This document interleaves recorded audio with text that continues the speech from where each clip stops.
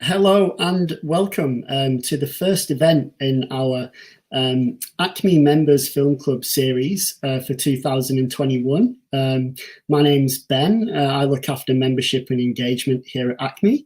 And I'd like to start by acknowledging the traditional custodians of the land from which I'm broadcasting from today. Those are the lands of the Wurundjeri people of the Kulin Nation.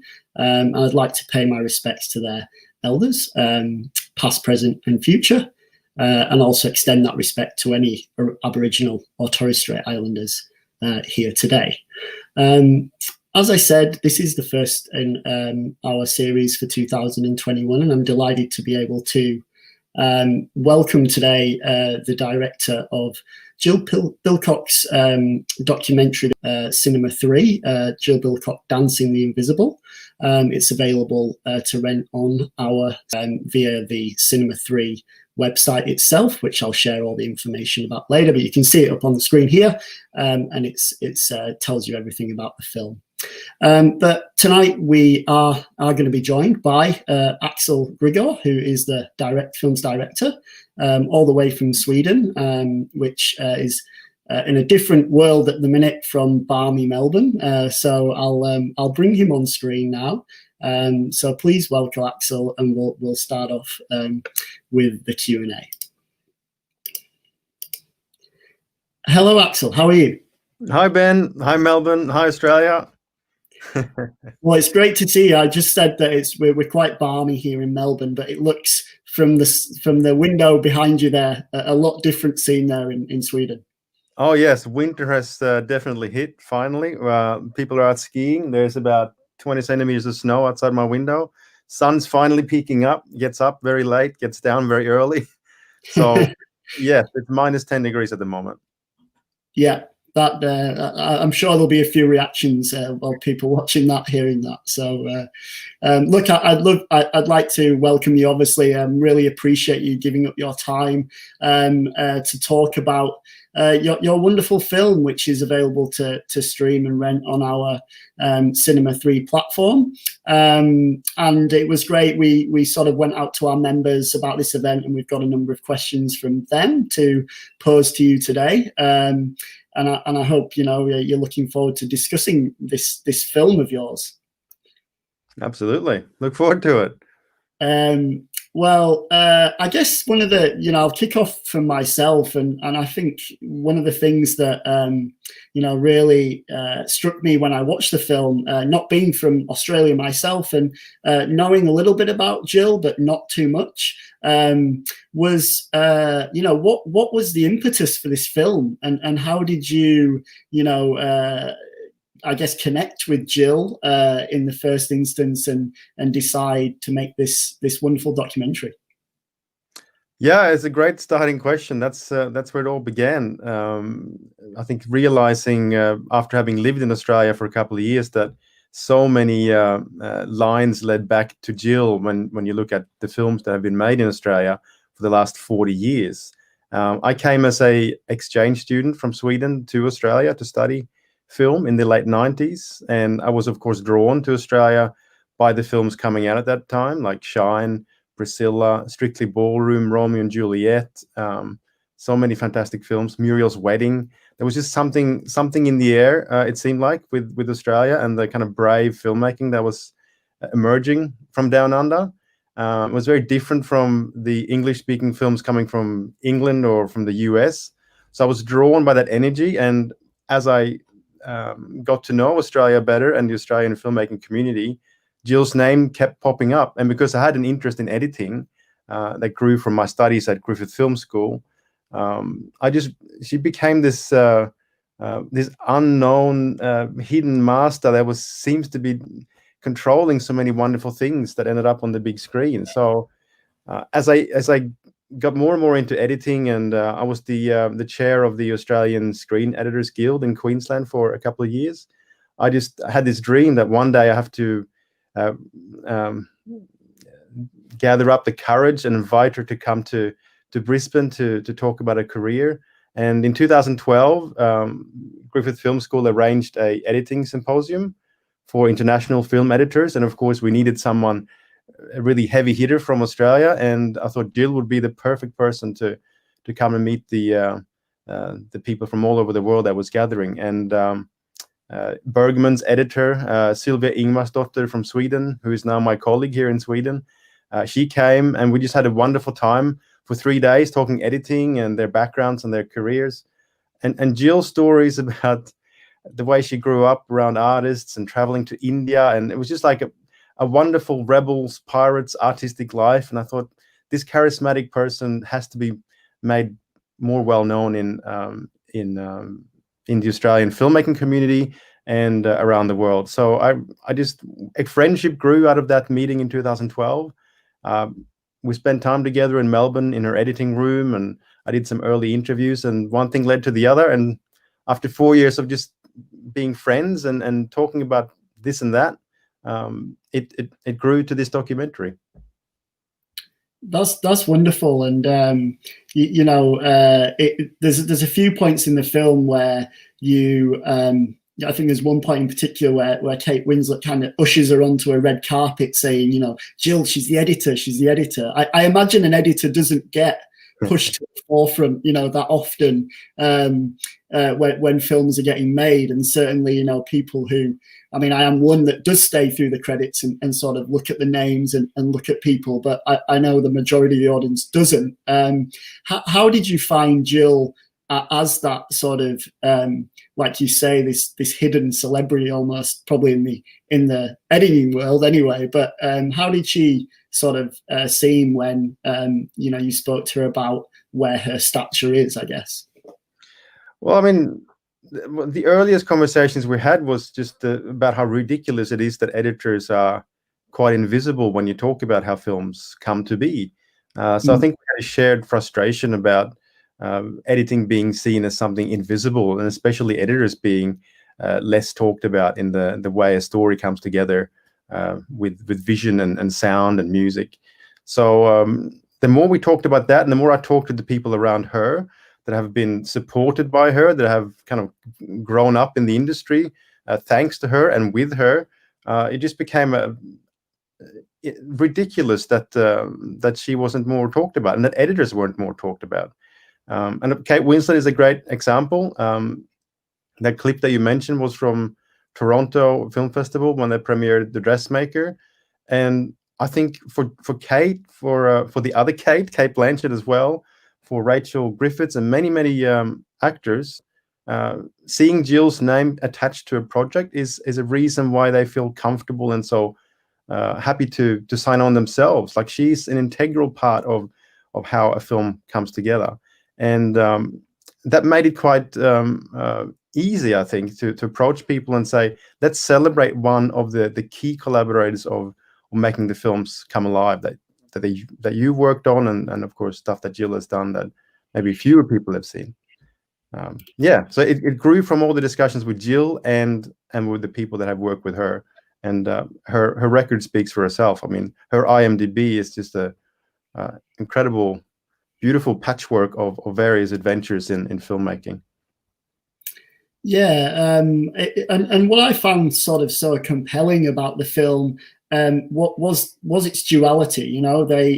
It's a wonderful portrait film. You get such a sense of Jill, as a person. But like you said, it's this fantastic kind of insight into a very critical time, I think, for Australian film. You mentioned the bravery that was coming out of the country at that time, and away from, I guess, more historical, pastoral, look into very contemporary stories that were really unique, but also, touch on different parts of Australian society, which, I guess for both of us, as people who aren't native from Australia, were I found unbelievably, exciting and fresh. But how did you achieve that balance? How did you sort of go about the, presenting Jill as a person, and then the film, about Australia and an important time, I guess, in its history for film? Well, a lot of clever editing, Ben. Of course. It all comes down to the editing and making decisions of what the heck do I do with all this stuff. No, I mean, it's conversations, and lucky for me, this project grew over a long period of time, and I had time to enmesh myself with Jill and talk to people around her that she's uh, um, been mentored by and worked with early on, like Fred Skepsey, Brian Kavanagh, the fantastic editor that she spent a lot of time with early on, Philip Noyce, of course, who, although he's a Sydney-sider originally, they kind of emerged around the same time. And the more I talk to these incredibly giving and funny and interesting people, the more I realized that you can't just tell Jill's story as one strand. Her story is connected with all these other people, this group of people that are doing things together. And I think the Film House in Melbourne, the production outfit that Fred Skepsey was running in the late 60s and the 70s, it became a symbol for that hothouse of creativity that was happening in Australia at that point in time. There wasn't much government support, but advertisements were made had to be done in Australia. So these groups of people started forming. They came out of film schools or art schools, advertising everywhere, and they put their bags together and they just created magic on screen. And they took the first steps that led on to the industry that we have today. And I think it's so important to know where the family album, so to speak, comes from. The great amount of work that's been done since the 60s, it comes from these people that shared stories, that helped each other across the state borders and would just look at each other's cuts. It was just a wild, wonderful time, I think. And it's something I want us to try and get back to more and more these days. So that was important to tell that story, and that Jill's story is part of that. And I think there's scenes in the film that I tried to create that gives a sense of what it was like to work that way. There's a scene with a young filmmaker in Brisbane that I invited Jill to work with. That kind of shows the way she engages with people on a very human and open level. It's about helping people tell the best story they can and share their view of the world. And it comes from that time in Australian cinema history. Incredible rich time, and I'd love to expand that into a bigger documentary at some point. It would be a lot of fun. Well, we would love you to do that as well, I'm sure. I think, as you mentioned, the film provides a pretty detailed unpacking of the process of editing. It's obviously an editor making a film about an editor. It's going to happen, but the technical, but most importantly, that personal relationship that you kind of touched upon already with your subjects and with the content that you're working with. I guess, for me, the level of mutual trust and risk taking, like you said, at that time that Jill's taken through a career, obviously you've found inspiring. What were your goals when you were trying to convey this aspect of the film to the audience? I mean, one frustration that I've had for a long time is that there's not much insight into the way an editor works or thinks or lives, really.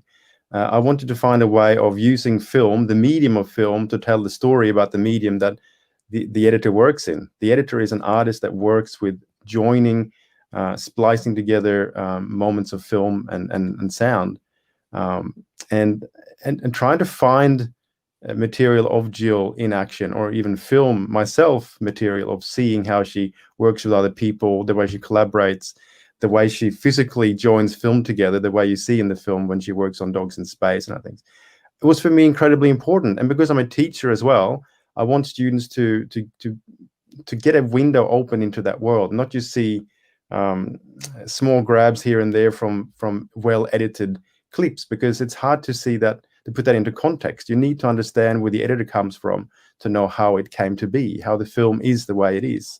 That's been a missing piece for a long time in the way we talk about cinema and the way we try and improve cinema.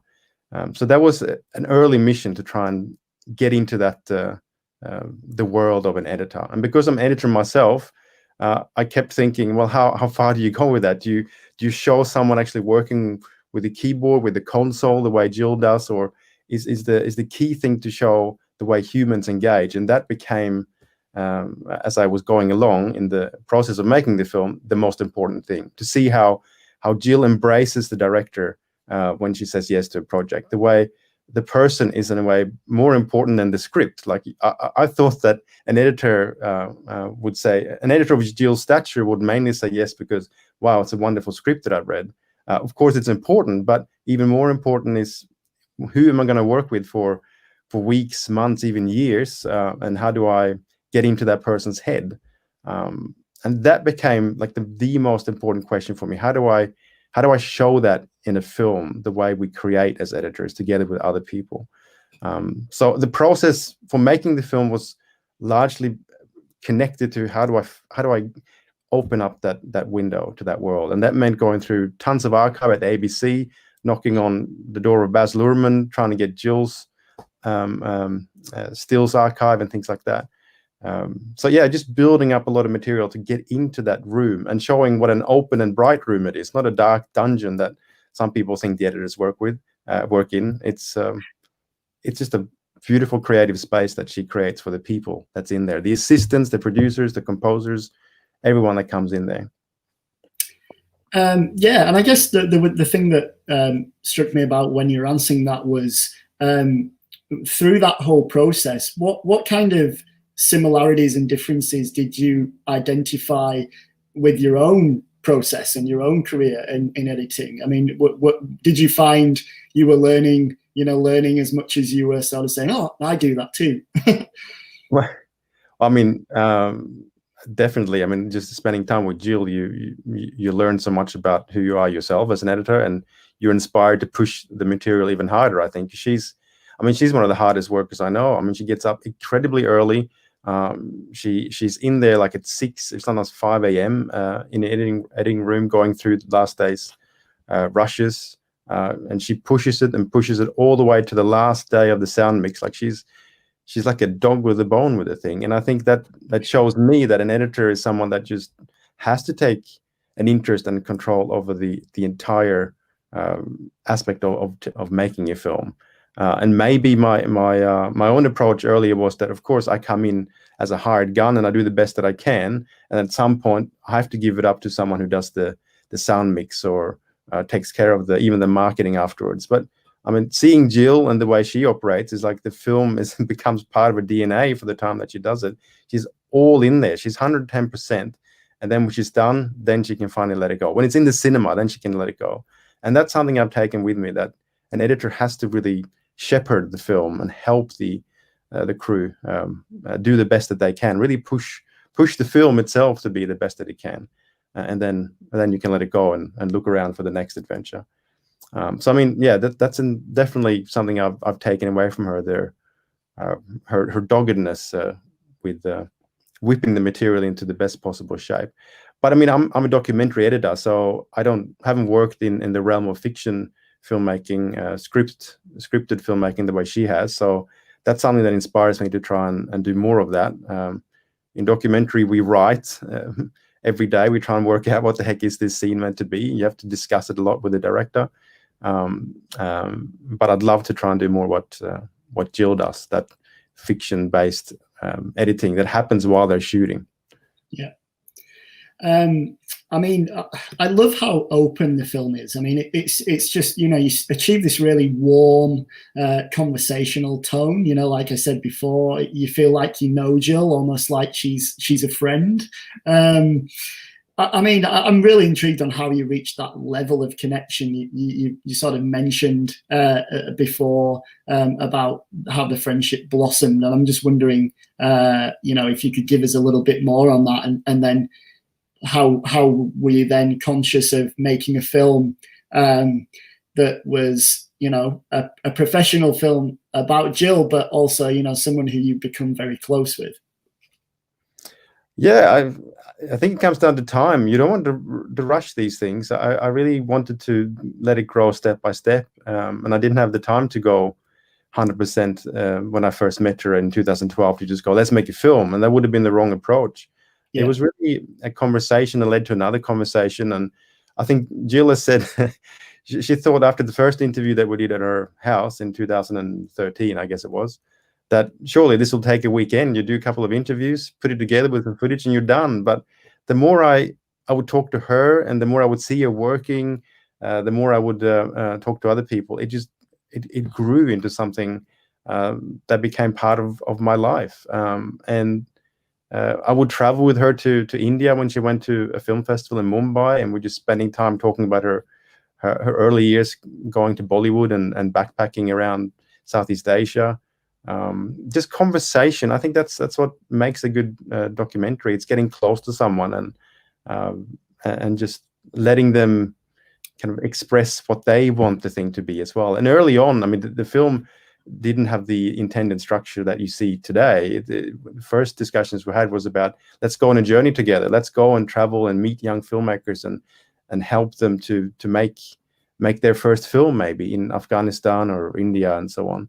And that became too complex, too costly, and Jill's schedule is so busy. So that original idea fell by the wayside. But through all that discussion that we had and dreaming, I guess, about what a film about editing could be, we just became good friends. And I mean, spending time at Jill's house and just seeing where she's worked with Bas and many other filmmakers, it's just, I mean, who doesn't want to spend time in that world and getting inspired by it? So maybe part of me is glad that it took 4 years to make it, because I got a 360-degree view of how she lives her life and the way she likes to make films. Yeah. I've just sort of popped on to our site. There's a couple of questions here. The first one is, did you actually knock on Baz Luhrmann's door? Physical door? No. Well, I went to Iona, the house, or the mansion that they had in Sydney before they moved to New York. They were just in the process of selling it, but they had some collaborators still working in Sydney. So I would go there and knock on that door, had a meeting, and got access to some of that incredible footage that they shot behind the scenes while making Romeo and Juliet and Strictly Ballroom and so on. Reams and reams of DV tapes that I got to look through to find those bits of Jill working. But then, I mean, Baz was so important. He realized early on that it'd be great to support the telling of Jill's story and the story of how films have re-emerged in Australia from the 60s and 70s. So we did an interview with him in New York while he was doing the Netflix series, The Get Up. He gave us a good time to talk to him about the way he's worked with Jill. And it was because of Baz's help we also managed to get feature film footage from Fox and others for free, because he wrote letters to support the endeavor of making this documentary. Without that help, the film would not look the way it does now. We wouldn't have as much footage of seeing the way Jill has crafted scenes in Moulin Rouge and Romeo and Juliet and so on. So knocking on his door, be it a real one or not, was one of the most important things of making this film come together. Yeah, that's great. And the other question here, it's all about the stars, as it usually is. How did you feel about interviewing people like Cate Blanchett and Rachel Griffiths? Like, how did, as a first-time filmmaker, how did that feel to you, I guess?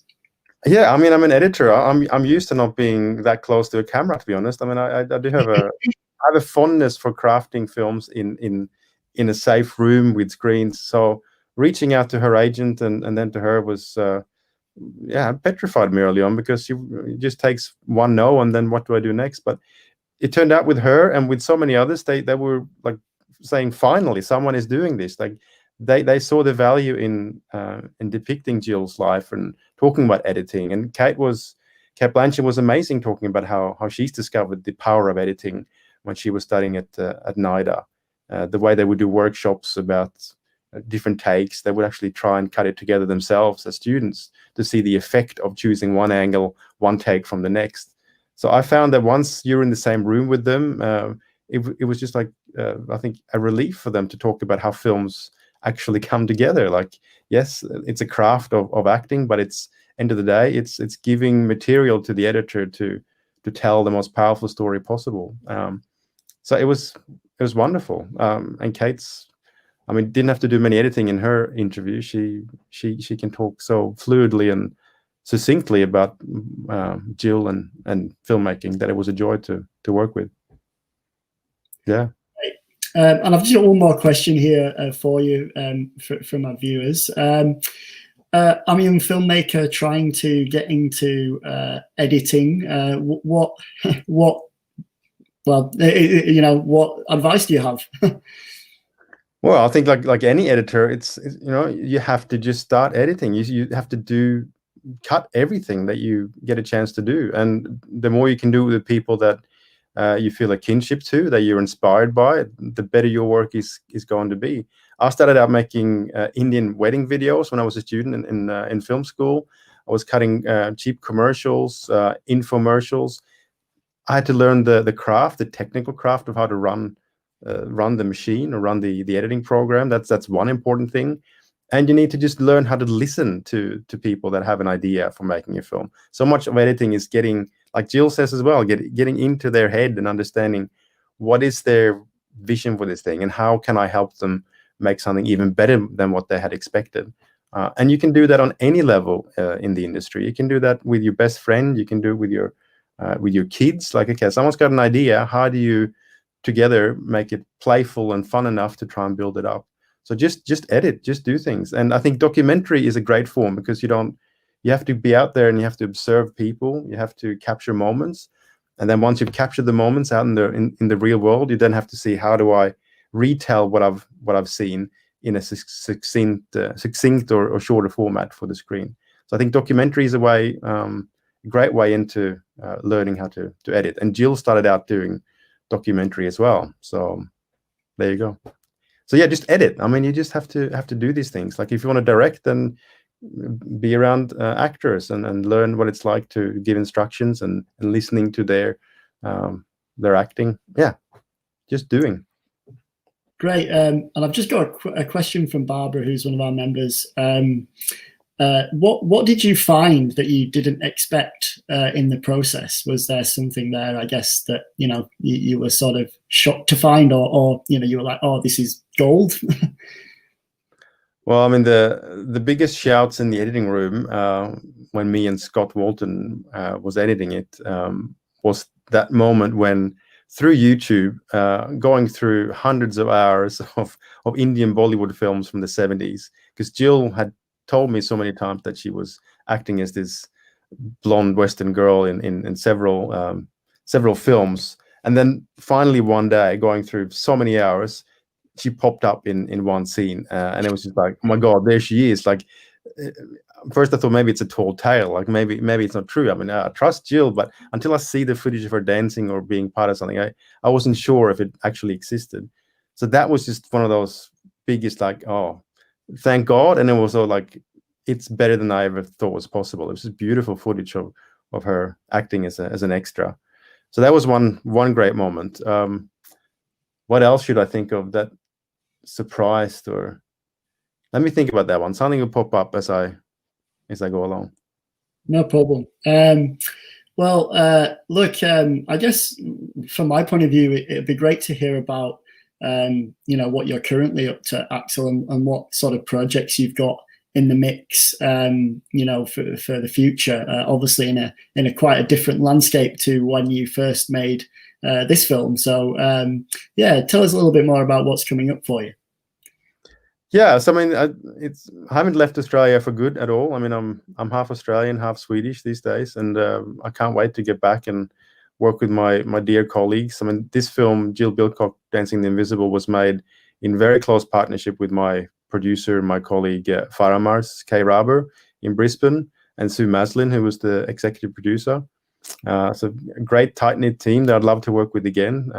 So I'm developing a couple of documentaries in Australia that I hope I can get off the ground when I can finally get down and do some early interviews.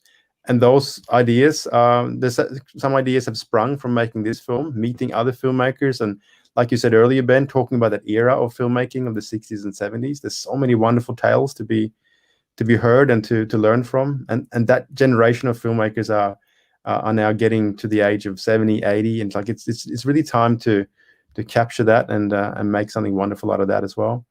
Other filmmakers in Australia I want to make documentaries about, yes, working on those. And here in Sweden, I'm preparing a fictional film, a short film and a feature that's got a historical connection to where I live in this part of Sweden, in Falun, which is a very culturally rich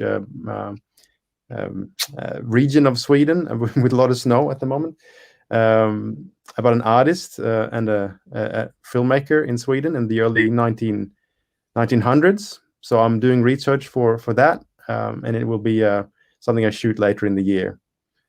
So many things are happening, but Corona, like for all of us, is deciding when you can pull certain strings. You can write a lot of great treatments at the moment and scripts, but you can't really easily realize them unless you're in the right place with the right people.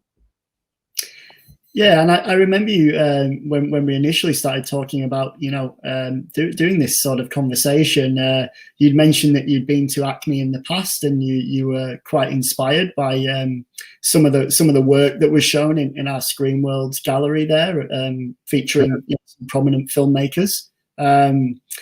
We hope that you can come back soon for when we reopen and you can see the new museum. I can't wait to see Jill's corner of the exhibit. I hope it's greater and better than ever. It was one of those. I think one of the first trips I went down to see Jill, I went to Screen Worlds and I saw that corner that was dedicated to Jill, and I think it was wonderful that she gets that spotlight, and I hope it continues. And of course, there's scenes shot in this film at Acme as well. We're in one of your theaters filming a Q&A with the film school students in Melbourne. So Acme is part of the DNA of this film, the way Acme is part of everything to do with cinema in Australia. So can't wait to come back. Can't wait. Yeah, and you'll be glad to know as well that the part of the new Story of the Moving Image exhibition, which is replacing or updating Screen Worlds, has an edit line. It's one of our new features. So you'll be able to master the edit line, and I'm sure put a lot of people to shame who are next to you trying it. Oh, that's great. I mean, the more people get to, in a simple way, just try out making some of those decisions of what happens when 1 + 1 becomes hopefully 3 in filmmaking, the better it is. So that's great. Can't wait to play with that. Is it? Do you use hand gestures now, or how do you operate it, Ben? There's a few different ways to operate it, and I think it's in keeping with the editing process. So I'm yet to have a go. I've seen pictures and I've seen images of people doing it. So yeah, I can't wait to get in there in the next few weeks and have a go myself as soon as our restrictions are lifted. So very exciting times. And obviously we open the museum on February the 11th, so not too far away. And hopefully international travel, Axel, will allow you to come sooner rather than later. Yes, definitely. We will have to cut the ribbon with you from afar, but that's great. I'm glad that you're opening again. You're more needed than ever. I think this filmmaking has never been more diverse and vibrant. So good that you're doing all the things that you do. That's great. Well, look, thank you so much for joining us today and talking about your film and Jill. That was so insightful. I really enjoyed the conversation. Obviously the film is available via our Cinema 3 website, and at the end of the day, I've just popped up on screen there, cinema3.acme.net.au. You can go there and see the film, and we will be providing this link to our members as well to look and hear from you about the film if they weren't able to join us today. So that'll be exciting to see those interactions as well, and I'm sure more people will jump on and see the film, Axel. So thanks so much for joining us today. Thank you. It was a pleasure to be part of it. Thank you to Acme. Thank you, Ben, for all the questions, and everyone out there watching this. And enjoy the film. Yes, enjoy it, and keep editing. Keep enjoying editing. Thanks, Axel. That's great.